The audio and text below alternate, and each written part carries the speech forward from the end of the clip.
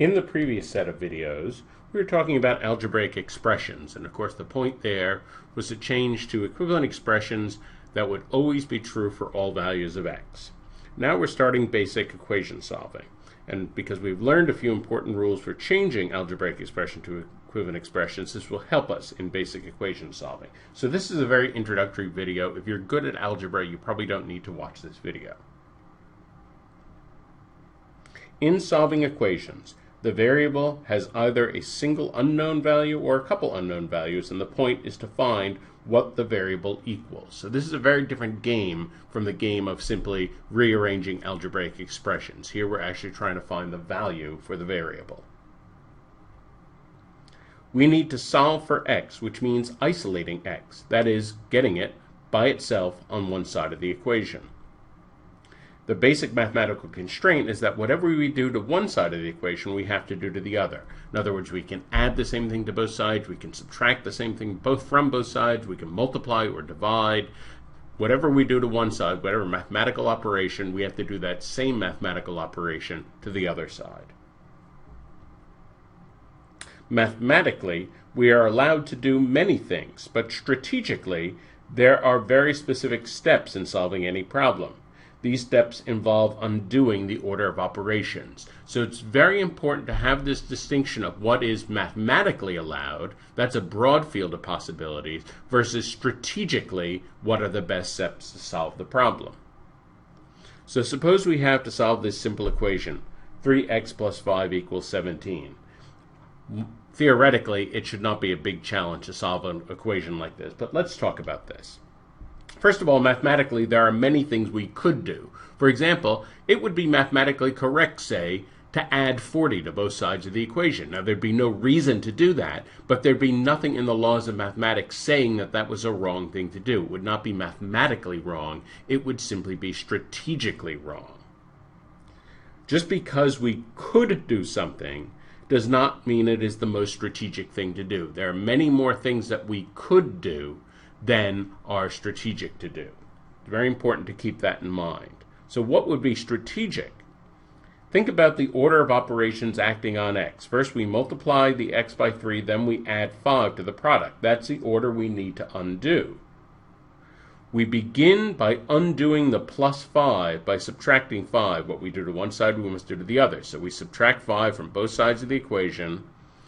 3x plus 5 minus 5, the 5's cancel on the left side, and on the right side, 17 minus 5 is 12. Now we have to undo the multiply by 3, so we divide by 3. And of course, when we divide both sides by 3, we get x equals 4. That's the answer. Now here's the same equation. Notice that we could begin by dividing both sides by 3. That would be mathematically allowed. Strategically, that would not be the smartest move. You see, if we divide it by 3, every single piece, the 3x, the 5, and the 17, all would get divided by 3. And so we'd wind up with this fraction equation. That would not be the best thing. So it's really good to subtract before we divide.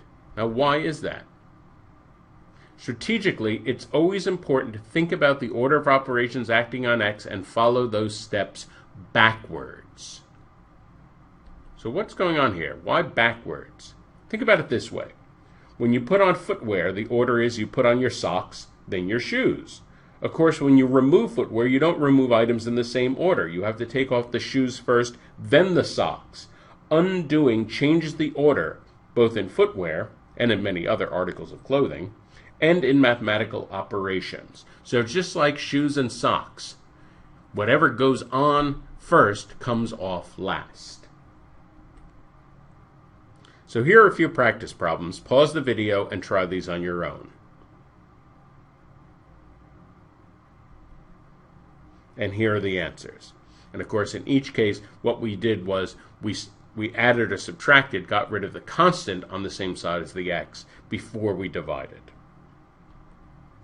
What if x appears on both sides of the equation? Suppose we have something like this. Here, our initial strategy is to get all the terms involving x on one side and all the constants on the other side. So here we're going to begin by adding 3x to both sides. So on the On the right side, the x's will just cancel, and on the left side, we get 2x plus 3x equals 5x. Now that we have everything on both, we have all the x's on one side, now we can just add 7 to both sides. We get 5x equals 23, and divide. We can express the answer either as an improper fraction or a mixed numeral or a decimal, depending on what the answer was looking for. Here are some more practice problems. Pause the video and try these.